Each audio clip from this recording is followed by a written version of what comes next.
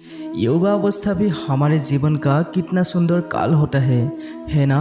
बाहों में बोल, मन में कुछ बड़ा कर जाने की चाहत, आँखों में भविष्य के सुंदर और कोमल सपने, और इसी अवस्था में मनुष्य के भीतर पनपता प्रेम होता है। किसी को देखकर उस पर मनमोहित हो जाना और फिर मनुष्य अपना सब कुछ उस पर न्यौछावर कर देना चाहता है। फिर प्रेम की परिणति विवाह में हो जाती है। परंतु यही से अधिकतर माता पिता और संतान के मध्य विचारों का विरोध प्रारंभ हो जाता है। संतान को लगता है कि उसका चुना जीवन साथी ही उसके लिए उपयुक्त है, और माता पिता को लगता है कि उनकी संतान जाने अनजाने में भूल कर बैठी है। संतान माता पिता से तर्क करता है कि उसका विवाह किसके साथ होना चाहिए, यह उसका अधिकार है, और माता पिता का तर्क होता है कि जीवन साथी चुनने की समझ संतान में नहीं है। तो इस अवरोध को काटा कैसे जाए, उचित निर्णय कैसे लिया जाए। अपने उत्तरदायित्व का भार और अपनों से बड़ों के मापदंड का भार विवाह करने से पूर्व यह जान लेना आपको आवश्यक है कि विवाह केवल अपने प्रेम को पाने के मार्ग नहीं है, अपितु विवाह से जीवन का एक नया द्वार भी खुलता है। हाँ, लेकिन एक बात श्री कृष्ण कहते हैं कि अगर तुम किसी से सच्चा प्यार करते हो और वो भी आपको सच्चा प्यार करता है, तो अगर आपको लगता है कि उससे विवाह करने के बाद आपको कोई भी पछतावा नहीं होगा, आपको पूर्ण रूप से यह अधिकार है कि आप उससे ही विवाह करो जिससे आप प्रेम करते हो। लेकिन हर नए जीवन के साथ नए उत्तरदायित्व भी होते हैं, और यदि इन उत्तरदायित्व को समझकर निर्णय लिया जाए तो आपका दाम्पत्य जीवन आनंद से भरा रहेगा, और आपको कभी भी पछतावा नहीं होगा कि आपने कोई अनुचित निर्णय नहीं लिया। श्री कृष्ण कहते हैं कि पति पत्नी का संबंध सबसे बड़ा संबंध माना जाता है।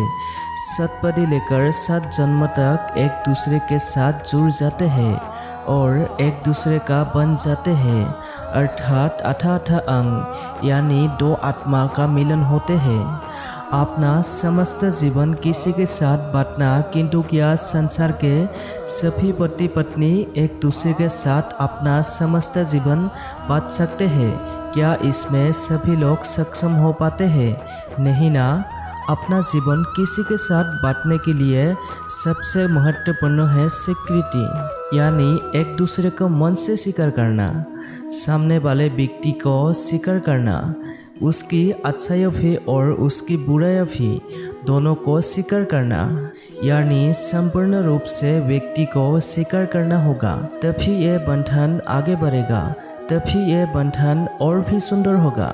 अगर पति पत्नी एक दूसरे के दोष ढूंढते हैं तो उन्हें नज़रों से गिराते हैं, तो ये सब केवल और केवल एक ही कार्य होता है कि आपके संबंध के जीवन का नाश होना, यानी एक दूसरे के दोष ढूंढने और दोषों को गिनाने से अथवा एक दूसरे पर दोषारोपण करने से आपके सुंदर संबंध का नाश हो जाता है।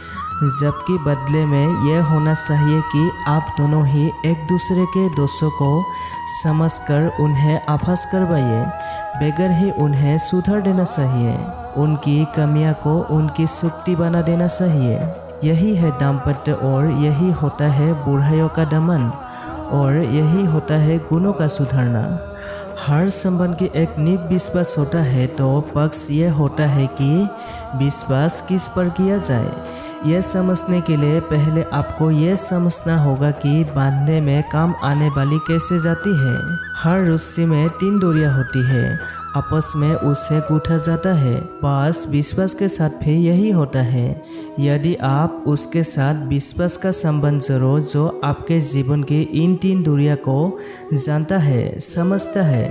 पहला डोरी यानी आपकी मुस्कान के पीछे छिपी आपकी पीड़ा, दूसरी डोरी यानी आपके क्रोध के पीछे छिपा आपका प्रेम, और तीसरी डोरी यानी आपके मन के पीछे छिपा आपके शब्दों की ज्वालामुखी, आपकी विवशता।